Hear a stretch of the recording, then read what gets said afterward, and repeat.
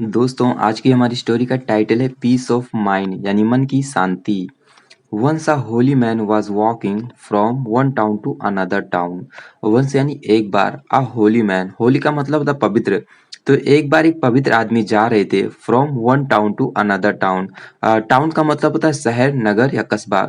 तो एक बार एक पवित्र आदमी जा रहे थे एक शहर से दूसरे शहर विथ हिज डिसाइपल्स यानी अपने शिष्यों के साथ। While they were traveling, they passed a lake. While का मतलब होता है किसी समय के दौरान। यानी जब वो ट्रैवलिंग यानी यात्रा कर रहे थे। दे पास्ट अ लेक। पास्ट यानी गुजरे, पास मतलब होता है गुजरना, उसकी सेकेंड फॉर्म होती है पास्ट यानी वे गुजरे। अ लेक, लेक यानी झील, वह जो है एक झील से गुजरे। दे stopped there and the holy man told one of his disciples. They stopped there, इसे आपको थोड़ी सी टा के आवाज पढ़नी है। stopped, स्टॉप यहाँ पे जो हमारा क्रिया स्टॉप जो है यहाँ एक क्रिया के रूप में दिया गया है। और यहाँ पे इसका सेकेंड फॉर्म है स्टॉप्ड यानी वह वहां ठहरे, stopped there. And the holy man, और पवित्र आदमी ने कहा। टोल्ड यानी कहा, टेल मतलब होता है कहना, उसकी सेकेंड फॉर्म होती है टोल्ड। उसने जो है कहा। वन ऑफ हिज डिसाइपल्स यानी अपने एक शिष्य से। I am thirsty.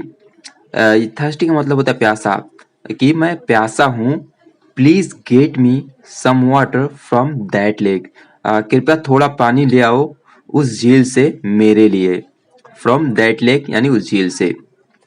अ, आप यहाँ पे देखेंगे जो आई से पहले डबल इन्वर्टेड कॉमा का इस्तेमाल किया गया है। जब पास में जो है कोई बात कही गई हो और उसमें उस बात में बिना किसी बदलाव किए किसी कहानी में लिखा जाता है या कहीं पर लिखा जाता है, तो उसके लिए जो है डबल इन्वर्टेड कॉमा का इस्तेमाल किया जाता है। उस बात में जो है किसी भी प्रकार का बदलाव नहीं किया जाता है। The disciple walked up to the lake. जो शिष्य था वॉक्ड अप यानी जो है टू द लेक, वो जो है झील की तरफ गया। वॉक का मतलब होता है किसी चीज की तरफ जाना या किसी की ओर जाना। तो उसकी यहाँ पे सेकंड फॉर्म दी गई है वॉक्ड अप यानी जो है वो जो है झील की तरफ गया। When he reached it, when यानी जब, ही रीच्ड इट, रीच मतलब होता पहुंचना, उसकी सेकंड फॉर्म होती है रीच्ड यानी जब वह पहुंचा। इट यानी वहां। He noticed that some people were washing clothes. उसने जो है ध्यान दिया। नोटिस मतलब होता है ध्यान देना, उसकी सेकंड फॉर्म होती है नोटिस्ड। उसने जो है ध्यान दिया। दैट यानी कि सम पीपल यानी कुछ लोग, were washing clothes in the water, कि कुछ लोग जो कपड़े धो रहे थे इन द वाटर यानी पानी में। And a bullock cart was crossing the lake, और एक बैलगाड़ी, बुलक कार्ट का मतलब होता है बैलगाड़ी, bullock cart was crossing a lake, और जो है एक बैलगाड़ी जो है वो झील को पार कर रही थी। एज अ रिजल्ट यानी परिणाम स्वरूप द वाटर बिकेम मडी। पानी जो है मटमैला हो गया था। मड्डी का मतलब होता है मटमैला या कीचड़ युक्त। तो पानी जो है मटमैला हो गया था। बिकम मतलब होता है होना, उसकी सेकेंड फॉर्म होती है बिकेम यानी जो है पानी मटमैला हो गया था। The disciple thought, how can I give this muddy water to my guru to drink. The disciple thought, और शिष्य ने जो है थॉट यानी सोचा। थिंक मतलब होता है सोचना, उसकी सेकेंड फॉर्म होती है थॉट। उसने जो है सोचा। How can I give this muddy water to my guru to drink. How can मतलब हाउ यानी कैसे, कैन आई गिव मतलब दे सकता हूँ, कैन आई गिव यानी देना, कैसे मैं दे सकता हूँ दिस मडी वाटर इस मटमैले पानी को टू माई गुरु यानी मैं अपने गुरु को, टू ड्रिंक कि मतलब इस मटमैले पानी को मैं अपने गुरु को कैसे दे सकता हूँ पीने के लिए। So he came back and told the holy man. So यानी तो ही केम बैक, कम बैक मतलब होता है वापस आना, उसकी सेकेंड फॉर्म होती है केम बैक यानी वह वापस आया। And told the holy man, उसने कहा। टेल मतलब होता है कहना, उसकी सेकेंड फॉर्म होती है टोल्ड। उसने जो है कहा द होली मैन यानी पवित्र आदमी से। The water is very muddy. The water is very muddy, पानी जो है water is muddy, very muddy पानी जो है बहुत मटमैला है। I don't think it is good to drink. I don't यानी मुझे नहीं लगता, थिंक मतलब होता है लगना। तो आई डोंट थिंक यानी मुझे नहीं लगता, it is good to drink कि यह सही है, it is good to drink कि यह सही है पीने के लिए। द डिसाइपल वाज डिस्टर्ब्ड, और जो शिष्य था वाज डिस्टर्ब, डिस्टर्ब यानी आसान था।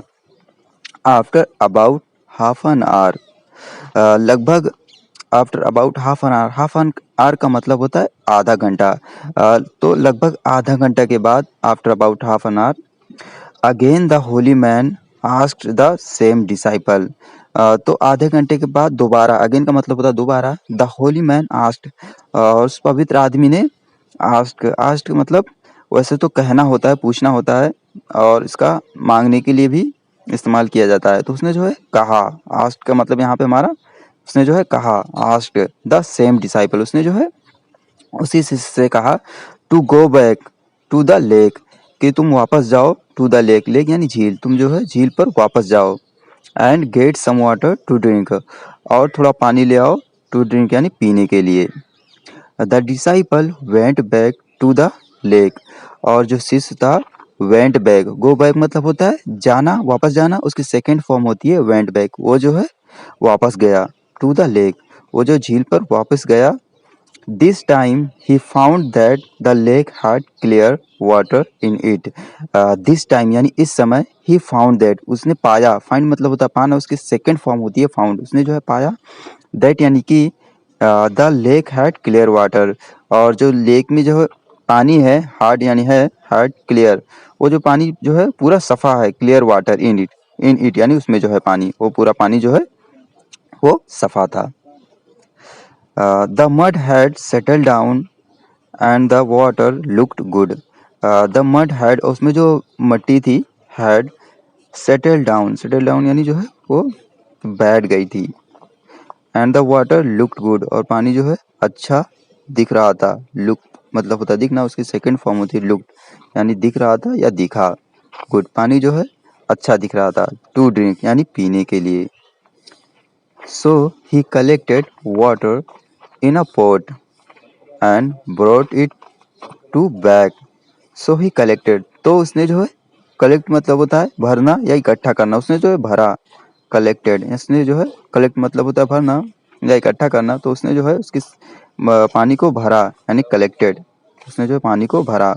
Water in a pot, pot का मतलब होता है बर्तन या घड़ा, उसने जो है पानी को बर्तन में भरा, and brought it to back, और उसने जो है वापस ले आया, ब्रिंग मतलब होता है लाना, उसकी सेकेंड फॉर्म होती है ब्रोट, उसने जो है लाया, इन लाया, इट टू बैक, उसने जो है पानी को भरकर वापस ले आया।